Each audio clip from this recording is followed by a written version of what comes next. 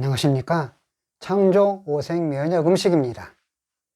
오늘은 예전에 시궁창 입냄새에 대해서 올렸는데, 시궁창 입냄새에 어떤 사람이 저작권 침해라고 유튜브에 신고하는 바람에 너무 황당해서 다시 재차 제작해서 올립니다. 오늘은 입냄새, 시궁창 썩는 입냄새의 원인과 입냄새를 일으키는 음식과 맛은, 그리고 입냄새를 회복하는 음식과 맛은 어떤 것일까? 라는 주제를 가지고 말씀드리고자 합니다. 어떤 불량한 사람이 나의 입냄새 동영상을 구글에 저작권 침해라는 신고를 해서 경고가 와서 매우 염려되고 불쾌하여 경계하면서 알립니다. 나는 내 동영상 제작을 위해 남의 동영상을 보고 제작하는 콘텐츠는 일개도 없습니다. 나는 다른 사람들이 전하는 음식 건강 법칙이 오류가 많은 것을 알기에 다른 사람들 동영상들은 관심도 없음을 알립니다. 나의 독특한 창조 오색 면역 음식을, 창조주의 건강 법칙을 세상에 전하고 있는 바 특허를 받고 그 기반으로 제작하고 있으며 대체역에서 약 35년 정도 아픈 사람들의 건강을 회복을 위해 봉사하며 일해왔고, 내가 그동안 수십 년간 아픔의 고통 속에서 여러 가지 질환이 발생해서 고통 속에서 살다가 창조주의 섭리로 인해 놀라운 타고난 각 사람의 체질, DNA의 체질과 오색 칼라 색상이 있는 것을 깨닫고 나 자신의 모든 아픈 몸을 질병에서 회복하였고, 또한 많은 질환들이 사라지고 이 행복한 기쁜 소식을, 이 신비한 음식을 세상에 전하기 시작한 지가 벌써 12년이 지나 13년에 가까이 이르고 있습니다. 그러니 정확히 알지도 못하면서 남의 동영상 채널에 들어와서 못된 짓을 하는 사람들이 없기를 바랍니다. 먼저 나의 이 지독한 입냄새, 즉 시궁창 썩는 입냄새 경험을 통해 말씀드리면서, 내가 살아가면서 가끔 입에서 입냄새가 올라오는데 같이 살아가는 가족은 나에게 가끔 입에서 지독한 입냄새가 난다고 하면서 얘기를 해주면, 그때 내가 나의 입냄새를 직접 확인해 보면서 나 자신도 입냄새가 너무 독해서 맡기가 힘들고 곤란한데 남들은 얼마나 힘들까 생각하며 생활을 하고 아무리 생각을 해봐도 원인을 알 수가 없었습니다. 나는 나름대로 열심히 건강식을 한다고 하면서 잘 지키고 살아가는데 왜 내가 그런 입냄새가 나는지 도무지 알 수가 없었고 해결할 길이 모르고 있었는데, 나는 한국에서 살다가 브라질로 이주해서 생활하는데 브라질 지방 도시에서 잠시 살기 시작하면서 그 집에는 이전부터 기르던 한 마리의 개가 있었습니다. 이 개의 이름은 찡야인데 다른 가족들은 좋아하는데 나는 별로 좋아하지 않고 슬슬 피하기만 하고 약간 경계를 많이 하던 중, 어느 때 주인이 무슨 음식을 주었는지 갑자기 개가 토하고 먹지를 못하고 아무리 토하려고 해도 잘 해결이 되지 않았는지 서서히 개가 힘을 잃고 쓰러져 잘 움직이지도 못하고 그냥 그 자리에 있기만 해서 나는 서서히 관심을 가지고 호기심을 발동해서 이 개를 어떻게 할까 하다가 개 입에서 그 썩은 입냄새를 맡고 나는 그 개를 가까이 못 하겠는지라, 이 개를 어떻게 하면 해결해 줄까 하다가 개가 사람하고 비슷하다는 것을 착안하고 개에게 시술을 좀 해보자 생각하고 한국에서 가지고 간 침을 놓아 고쳐보자 하고 결정하고 개에게 침을 놓아 지켜보는데, 신기하게도 개가 서서히 좋아져서 약 한 3일 3번 정도 침을 개에게 처치하니 한 일주일 정도 후에 개가 서서히 회복되어 멀쩡하게 되어 정상이 되자, 이때부터 그 개가 나를 정말로 좋아하는데 심지어는 내가 보이지 않으면 밥도 잘 먹지 않고 엄청 속된 말로 삐지기도 하는 그런 특별한 개의 경험을 가지게 되면서 개가 회복된 후에 보니까 개의 입에서 지독한 시궁창 썩는 입냄새가 모두 없어지고 신비한 경험을 한 후 시간이 많이 흐른 후 신비한 창조주의 섭리에 따라서 각 사람의 맛과 색상에 어떻게 작용하고 영향을 받고 질병이 발생하고 회복되는 원리를 깨닫게 된 후 한국에 돌아와 생활하던 중 어떤 사람을 만났는데 이분 가족 중에 지독한 입냄새 때문에 가족과 식구들이 불편해서 여간 살 수가 없다고 어떻게 방법이 없겠느냐고 묻길래 그럼 한번 오라고 해서 확인해 보니 과연 입냄새가 내가 겪었던 상황 입냄새하고 똑같은지라 바로 입냄새가 발생하는 원리와 회복의 원리를 설명해 주고 가서 알려준 대로 실천해 보라고 하였는데 약 한 3주 이후에 모두 정상이 되었다는 소식을 받게 되었습니다. 참고로 여기에서 입냄새가 일반적으로 음식을 먹은 후에 나는 정상적인 입냄새를 말하는 것이 아니고 평소 입속 위장에서 올라오는 시궁창 썩는 입냄새를 말하는 것을 말씀드립니다. 이 일반적인 입냄새는 양치질을 하고 구강 관리를 하면 대부분 없어집니다. 그러나 여기서 말하는 입냄새는 정말로 시궁창 썩는 입냄새를 말하는 것입니다. 이 시궁창 썩는 입냄새는 아무리 입안을 1000개를 시도하고 구강 관리제를 뿌리고 온갖 방법을 사용해도 하루에 여러 번 양치질을 하고 치과를 다니고 온갖 클리닉을 해도 없어지지 않는 악독한 시궁창 썩는 입냄새를 말하는 것입니다. 자, 그러면 이런 입냄새를 일으키는 원인에 대해 말씀드리면 첫 번째, 먼저 각 사람의 체질 즉 DNA가 입냄새가 발생할 수 있는 체질이 있습니다. 두 번째, 체질이 간장과 신장 기능이 강하게 설계된 사람과 밀접하게 관련이 있습니다. 세 번째, 체질이 비장의 기능이 약하게 설계된 사람들이 깊은 관련된 연관성이 있습니다. 세 번째, 평소의 위장에 위염, 위궤양, 위장병에 시달리는 사람들이 원인이 될 수가 있습니다. 네 번째, 평소에 잘 음식을 먹고 자주 체하거나 급체에 시달리는 사람이 이런 원인 제공이 될 수가 있습니다. 그리고 평소에 밥보다는 과일을 많이 먹는 사람들도 한 원인이 될 수가 있습니다. 그리고 여섯 번째, 음식 중 검은색과 녹색 음식을 많이 먹고 살아가는 분들 중에 이렇게 원인 제공이 될 수 있습니다. 일곱 번째, 평소 스트레스를 심하게 받으면서 위장이 항상 말썽인 사람들 중에 이렇게 입냄새가 생길 수 있는 조건이 됩니다. 그리고 여덟 번째, 평소 음식을 많이 먹고 정상량보다 지나치게 음식을 많이 먹는 분들이 이렇게 입냄새가 날 수 있는 조건이 됩니다. 아홉 번째, 평소에 음식을 먹은 후에 각종 과일들을 많이 먹는 사람들입니다. 열 번째, 평소에 팥과 과일들을 함께 섞어서 부지런히 먹는 사람들이 이 입냄새 원인이 될 수 있습니다.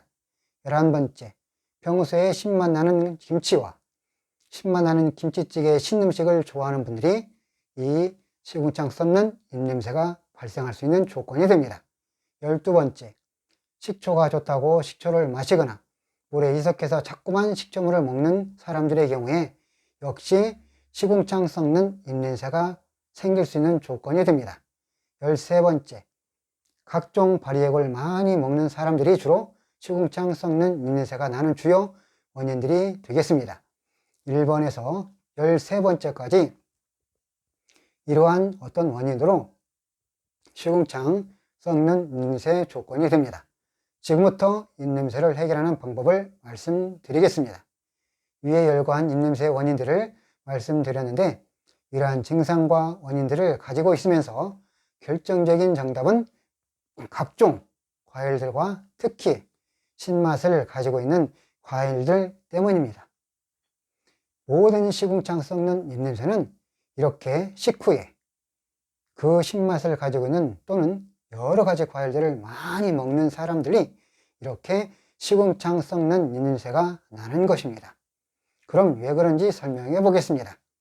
맛은 모두 5가지 맛이 있습니다. 신맛, 쓴맛, 단맛, 매운맛, 짠맛입니다.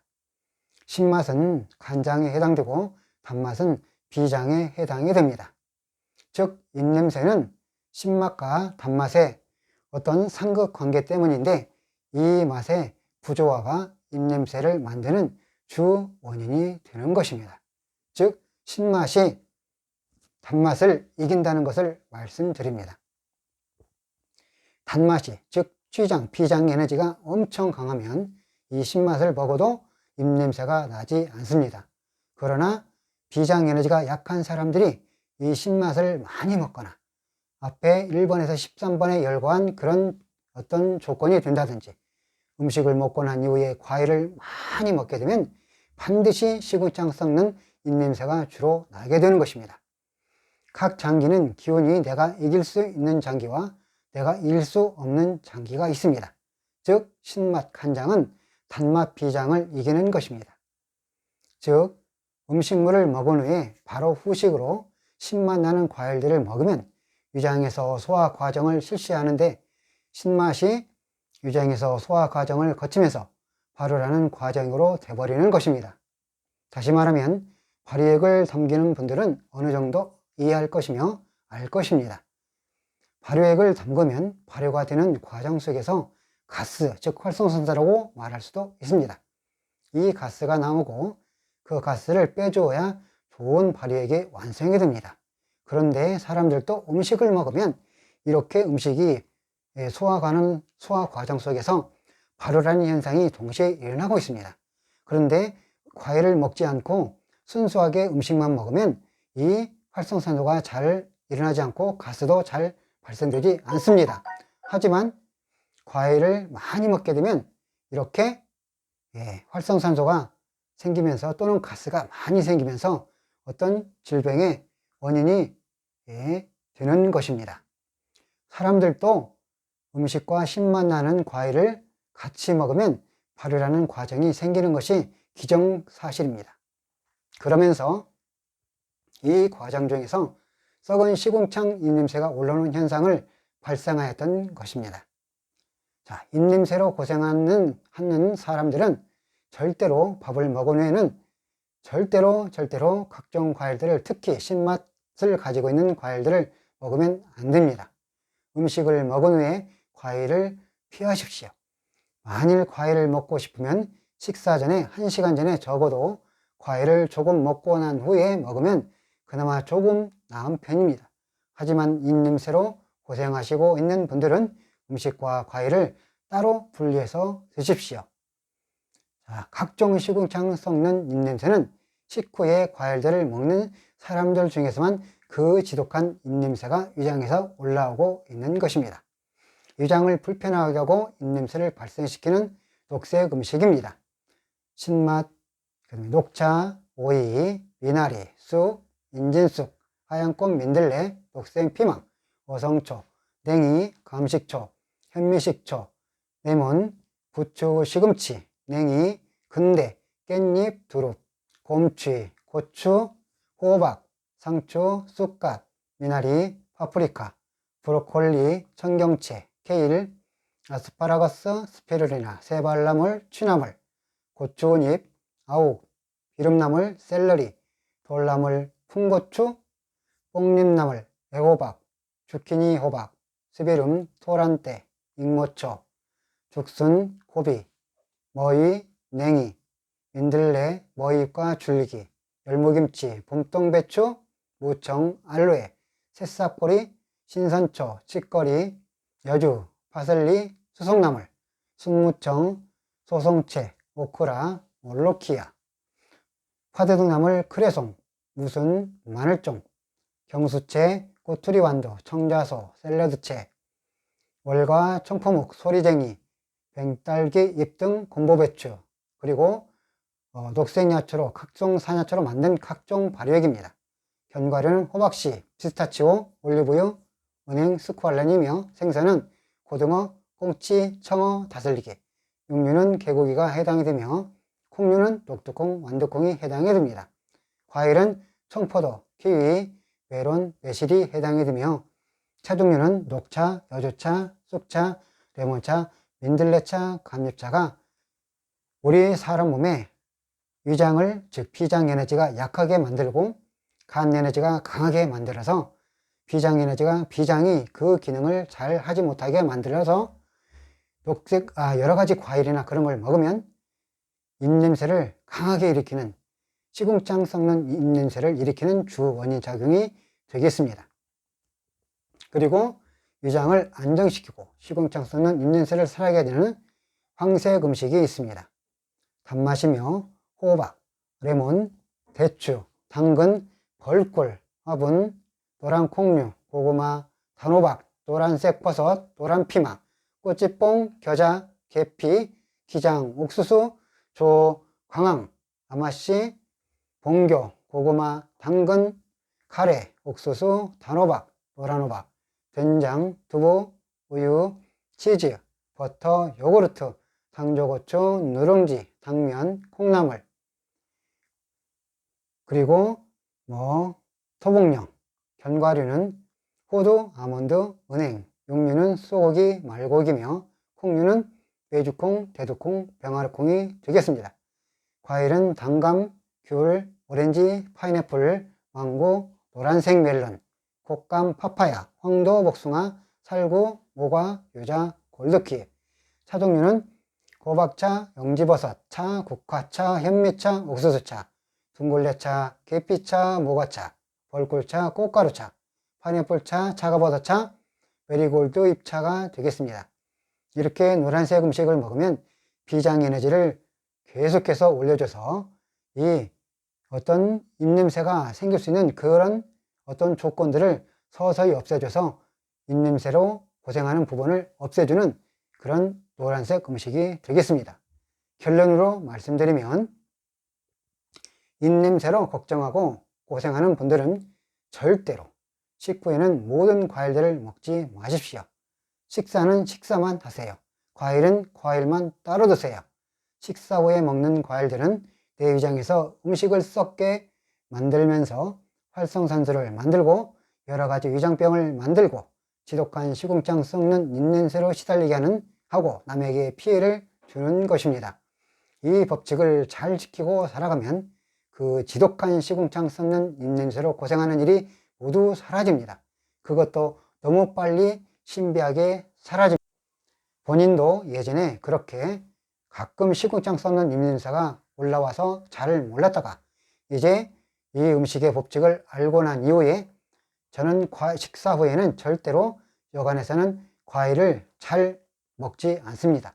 먹으면 적어도 수박 조그마한 한 쪽 정도 먹는데 거의 식사 후에는 모든 과일을 일체 먹지 않습니다. 그래서 그 이후에는 입에서 위장에서 시궁창 썩는 입냄새로 고생하는 일이 거의 없어졌습니다. 모든 분들은 저도 이렇게 경험해서 이 영상을 올렸는데 어떤 불량한 사람이 이전대 입냄새 동영상에 저작권 침해라는 황당한 그런 일이 있어서 다시 이 시궁창 썩는 입냄새에 대해서 올렸습니다. 모두 시궁창 썩는 입냄새로 고생하는 모든 분들이 한번 실천해 보시고 모두 시궁창 썩는 입냄새로부터 완전히 탈출해서 나도 좋고 남도 좋고 가족도 좋고 모두가 좋고 행복한 삶의 질이 올라가는 모든 사람들이 되기를 간절히 바라면서 이 시궁창 썩는 입냄새 영상을 마치겠습니다. 지금까지 영상을 시청해 주셔서 대단히 감사합니다.